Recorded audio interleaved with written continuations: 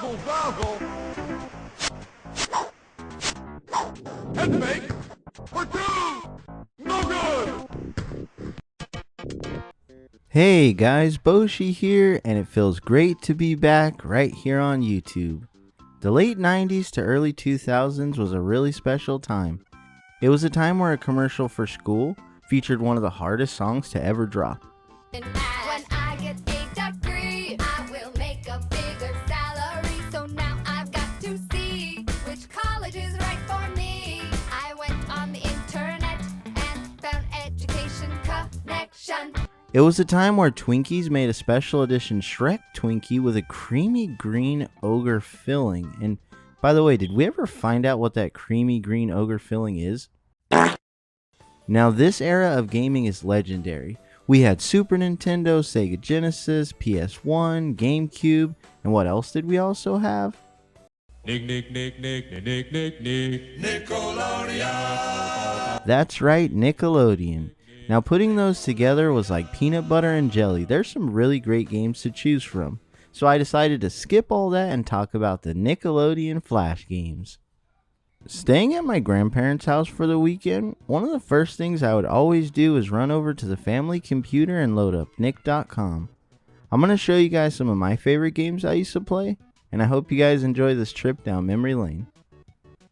The first game we're going to take a look at is the Fairly Odd Parents Power Surge. I used to play this game all the time because it's based on my favorite episode, Power Mad, where Cosmo and Wanda zap Timmy into a game, and now actually being able to play that game, I think is pretty cool. The first level has you dodging balls. As a kid, this game was impossible. I could never even get past the first level. It wasn't until I got older, I realized you're supposed to collect these power-ups to help you get through the level. From there, the game gets a lot easier. Reach the end of the level and collect the Wanda coin to progress to the next level. Level 2 is Classroom of Doom, straight from the episode. You have to jump on the desk when they aren't open and avoid the janitor's broomstick. Getting a game over, it says play again, unless you think he likes it in there. What's that supposed to mean? Timmy likes big spiky balls? Level 3 has us dodging missiles and facing off against Robot Vicky. After collecting the coin, Cosmo comes in to save the day by literally melting Vicky into a puddle. Can they do that? Can someone check the rules? Next up is Hey Arnold Sewer King. The game starts with Arnold dropping his grandpa's watch in the sewer.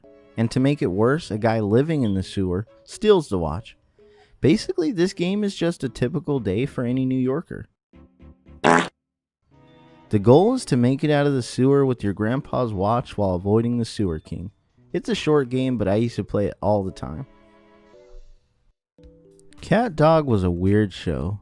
What even is a cat dog? Well, you're probably thinking a cat and dog got freaky creating this abomination. But actually their mom is Sasquatch and their dad is a frog. Listen, I don't know what kind of drugs they were on in the 90s, but I need some. The first cat dog game we're going to look at is Granny Invaders. It's based on the episode New Neighbors, where some old ladies move in across the street, and Dog, being obsessed with scary comic books, thinks they're aliens from outer space. A cool fact about Dog is that he's voiced by Tom Kenny, the voice of SpongeBob. A cool fact about SpongeBob is Jill Talley, the voice actor for Karen, Plankton's computer wife, is actually married to Tom Kenny. The game is your standard space shooter. Blast the grannies and dodge the cookie sheets they throw at you. Make it past 3 levels to save the world from the granny invasion. Next up is Minecart Madness. It's a pretty basic game. You ride the cart jumping over obstacles while collecting gems. I think this is what Donkey Kong Country was going for. It's obvious Rare played this and took inspiration. The last cat dog game we're going to take a look at is All You Can't Eat. The game starts with Cat Dog sneaking into Taco Depot to get some grub. The goal is to get all the food off the line without Rancid Rabbit catching us. It does start to get difficult because Rabbit likes to switch up his walking pattern to catch us, so be careful or he'll throw us back out on the street. Make it past 5 levels collecting all the food to win. Alright, next up, I'm ashamed, okay? 1, I'm ashamed I even used to play this game, and 2, I'm ashamed of how much I used to play this game. But without further ado... Court dismissed! Bring in the dancing lobsters! The Amanda Show Dancing Lobster game. There's 6 moves to choose from, and that's really all the game is. You pick what moves you want to see the lobster do, then you hit the dance button. When I was recording footage for this video, my daughter seen me playing, and now she has a new favorite game, so I guess we're just 2 peas in a pod. So next up from Nick.com is one I played every day after school. Dan Schneider's Footlicker 3000. Alright, now obviously this one's a joke, but this guy had some serious power in the company. I mean, you gotta have balls to walk into work and say, hey, that logo's fine and all, but I think we should make it a foot. And Nickelodeon's just like, yeah, sure, whatever you want. I mean, even the Nickelodeon animation studio had a giant foot on it. And Dan Schneider worked on like live action shows, so even the animation studio had a foot. You know, it's sad to say, but when Nickelodeon had a soul, that's when Nickelodeon had a soul. Does that make any sense? The next game we're going to look at is Danny Phantom and Portal Peril. Now this game's legit. I would have a blast playing this one. With the ghosts making their way out of the portal, it's up to Danny to send them back. Beat up the enemies and go ghosts to dodge the obstacles on screen. I like the different areas this game takes you to, from the portal to the ghost zone and beyond. There's also boss fights featuring baddies from the show like Technus, Desiree, and Vlad Plasmius. It's one of my favorites that I used to love playing on the site. Like, this game and the Amanda Show lobster dancing game is like definitely S tier from the Nickelodeon site. Another Danny Phantom Flash game on the list, and this one's Freak for All, that has us facing off against a villain freak show. This one's a classic beat 'em up. The goal is to collect the gems at the end of each level before Freak Show can complete the reality gauntlet. Now, why does that sound so familiar? There's for real an episode where Danny wields the Infinity Gauntlet, and it's as epic as it sounds. The game is a lot of fun, and it has another thing going for it. A boss fight with Lydia, my all-time favorite villain from the show. Personally, I think she's a cool character, and I think on like the list of Danny like villains, I think she should be higher up there. But as for the rest of the game, you beat up punks, you dodge lasers, you defeat Thanos, I mean Freak Show. This game, along with Portal Peril, are really solid Nick Flash games. The Wild Thornberrys Racing the Storm. Now the Wild Thornberrys I'm sure needs no introduction. It's most known for Tim Curry's performance as Nigel.